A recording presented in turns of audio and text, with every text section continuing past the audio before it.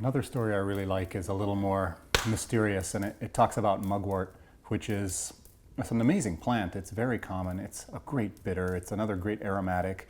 It connects to dreams.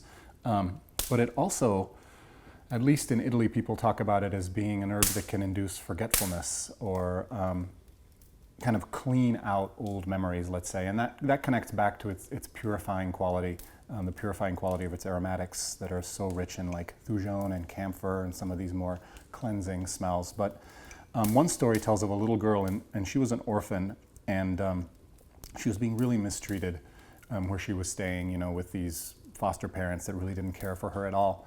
So one fall, on a day much like today, when it was still pretty bright out, but the air was just starting to get cool, she decided to run away. And it might not have been the best time to run away because winter was about to come, but she wandered out into the forest, and there she met this little old woman, again with a little red cape and red hood on. And she didn't know it, but this woman was one of the Silvani.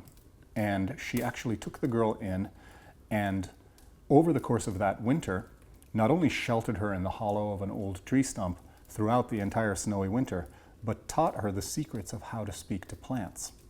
So this girl learned from the Silvani not only, you know, how to survive in the forest, but also the true, real, old names of plants, the way they call each other, and how to ask any plant the secrets of how it can help humans, how it can help livestock. So needless to say, when she came back to town that spring, she quickly gained reputation and fame as an amazing herbalist. And she was doing really, really well. You know, making remedies, harvesting herbs, blending up prescriptions for people in the village, and really improving everyone's life. But before she left the forest that winter, the old Silvana had told her, now you have all this knowledge, but if you ever mention the name Scacciadiavolo, which means dispeller of devils, which is a common name for mugwort in that part of the world, then you will forget everything you know. So never mention that plant by name. And she said, okay, sure, fine, like most kids do.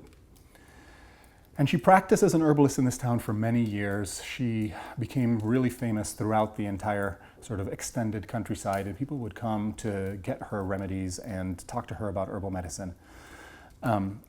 She started taking on apprentices because the work was too long and she had too much to do. And one day, one of her young apprentices and her were sitting at the table grinding remedies in a mortar and pestle.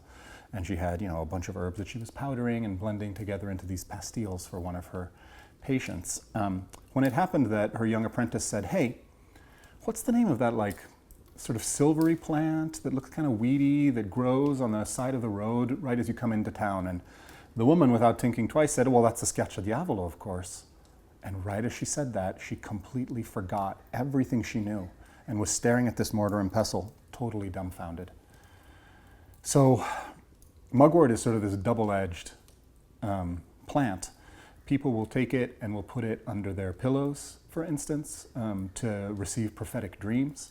But they'll also use it as an incense burned, kind of like a smudge stick, for helping to dispel old remedies, especially old memories, especially memories of trauma or memories of things that are unpleasant.